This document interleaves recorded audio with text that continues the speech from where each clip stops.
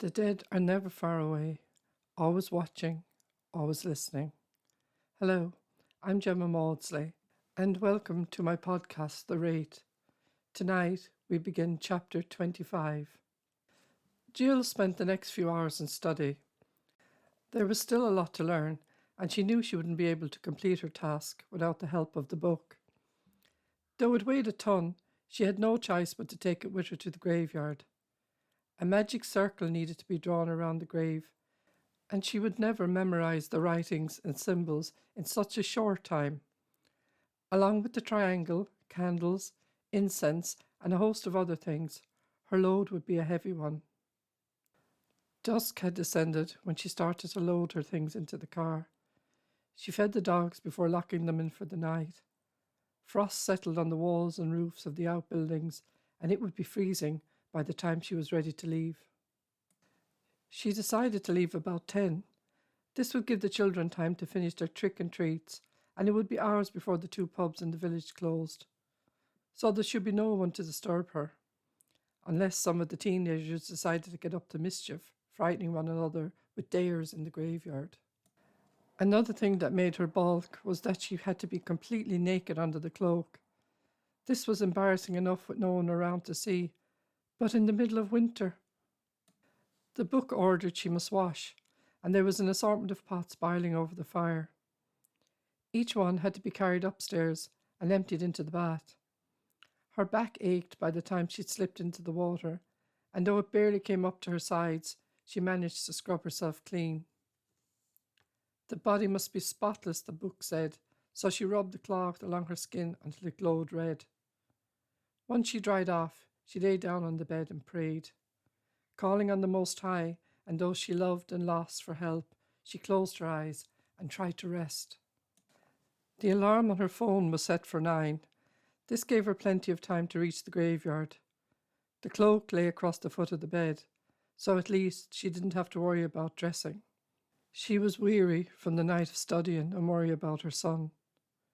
She counted out the rosary, using her fingers as a guide, and whispered the words aloud as she called on the Mother of God. The shrilling of the alarm roused her, and she opened her eyes in fright. It was time. Slipping out from under the quilt, she swung the cloak around her naked body and went downstairs. After turning off the lights and making certain the fire was safely banked down, she went outside.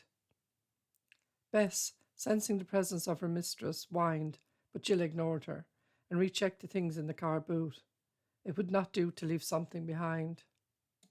As she had predicted, it was freezing. Small puddles that lined the lane had frozen over, and she heard the crack as the ice gave way under the weight of the car. Her stomach hurt, and not just for the want of nourishment. It was the cold realization that for the first time in her life, she was truly alone. This feeling was not unlike the one she felt when Joe abandoned them. This was something else, an emptiness that made her heart ache. She wondered, as she drove out onto the main road, if she would ever see her home again. Was she leaving behind the things that had become familiar to her? After tonight, her life would be changed forever. As she neared the village, she was reminded once again it was Halloween. Candles were lit in all the windows to light the way home for the dead, and the little children darted from house to house, screaming and laughing as they vied with one another for the best treats. It was familiar, yet she felt so far removed from it all. Last year, Toby dressed as Superman. Though she had tried to explain that the superhero had nothing to do with Halloween, he had insisted, but settled on having his face painted like a skeleton. Was he thinking about that now, she wondered? Did he even know what night it was? Stop. Don't, she warned. If she continued like this, she would be of no use to him. The road that led to the graveyard was empty. With no houses around, the only thing that cut through the dark was the car headlights. As she figured, there was no one about when she parked. Wrapping the cloak tightly around her, she carried her first load through the gate. The wind had died down completely, so there was no fear of it whipping the cloth aside, exposing her. The graveyard, that seemed peaceful during the hours of daylight now became a sinister city of the dead. A faint white mist rose above the graves, adding to the sense of menace. The old tombs that had earlier just been bricks and mortar now seemed like crouching, dark beasts ready to pounce. She made sure the batteries in the torch were new, and it guided her way along the path between the graves. She was panting when she deposited her load beside Marie's grave, and she felt she might wet herself both from cold and fear.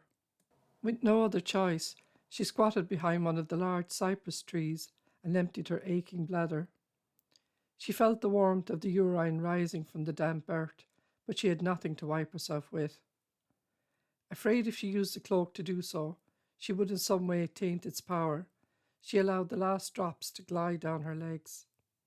This added to her discomfort as she made her way back to the grave.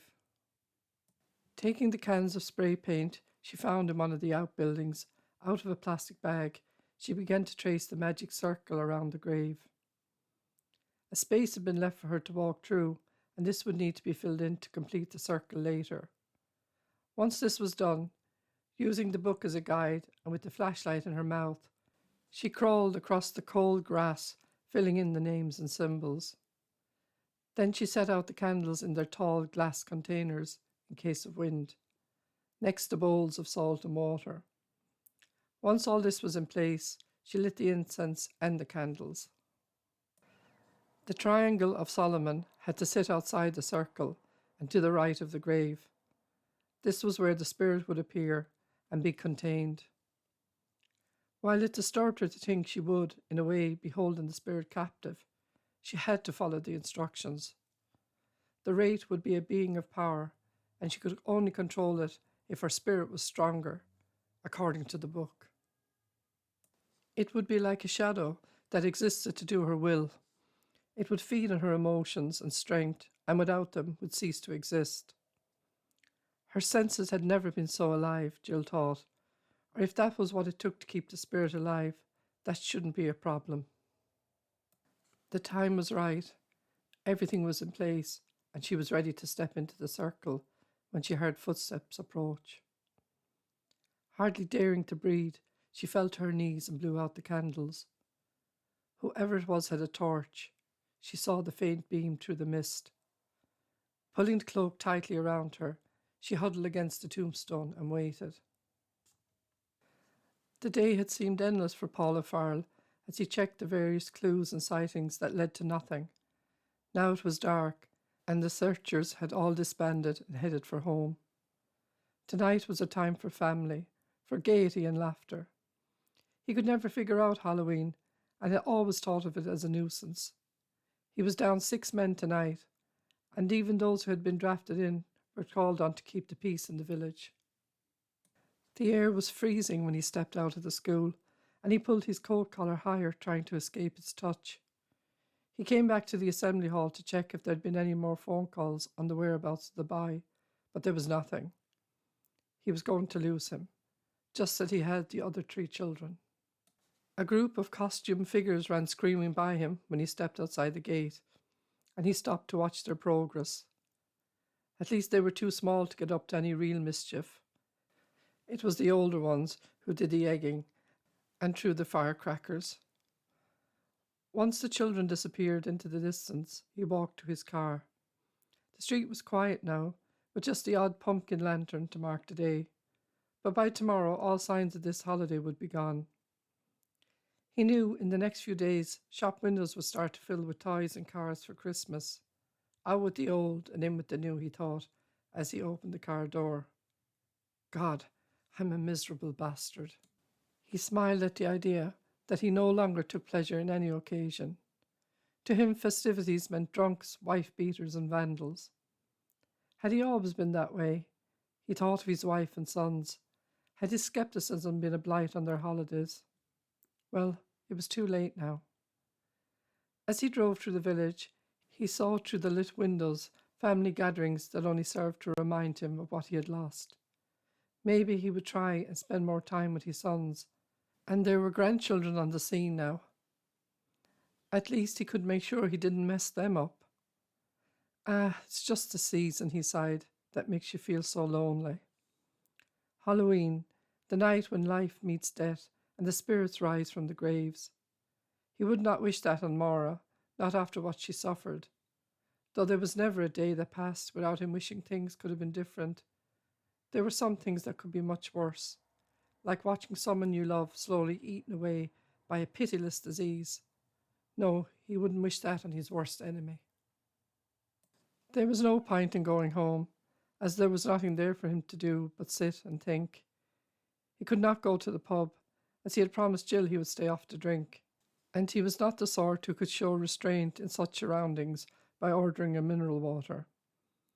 Deciding he would call out and see how she was doing, he steered the car out of the village.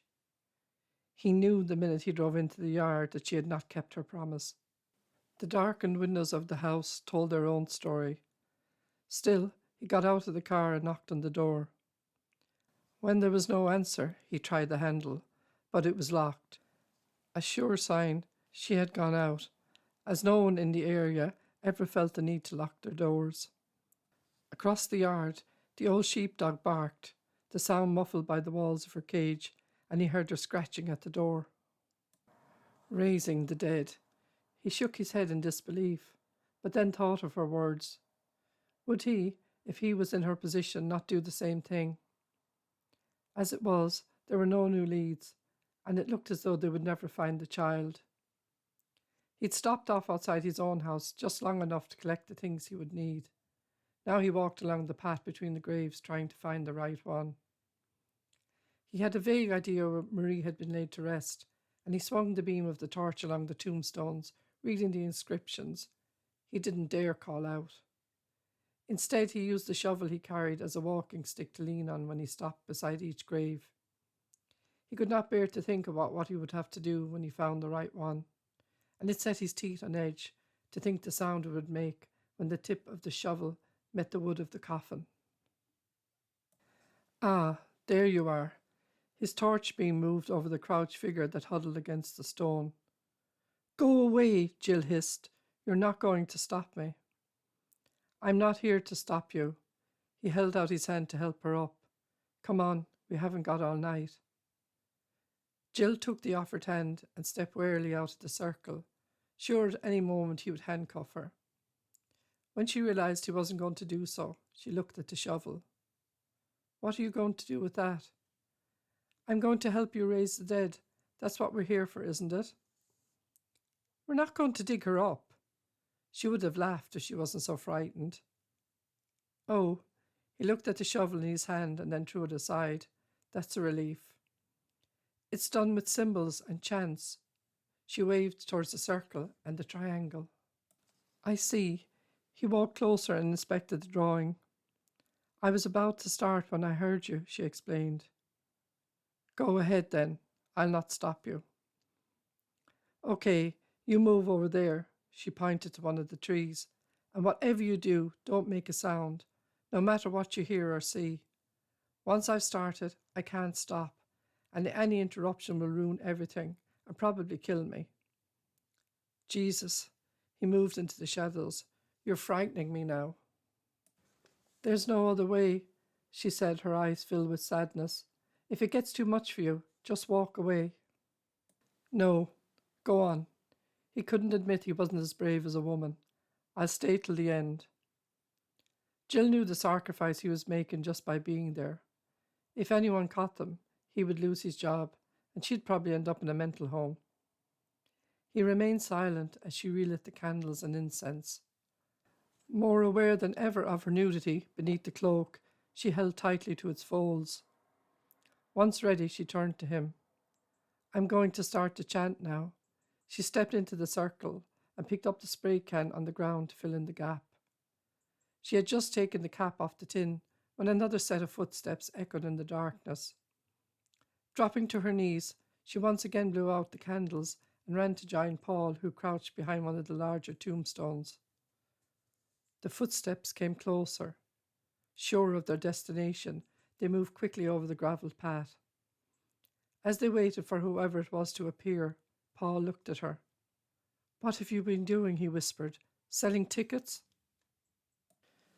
We end here for now, But the story does not rest, and neither do the dead. So until next Friday night, stay safe, my friends. And if you have enjoyed listening, please share and subscribe. I love to know that you're out there listening.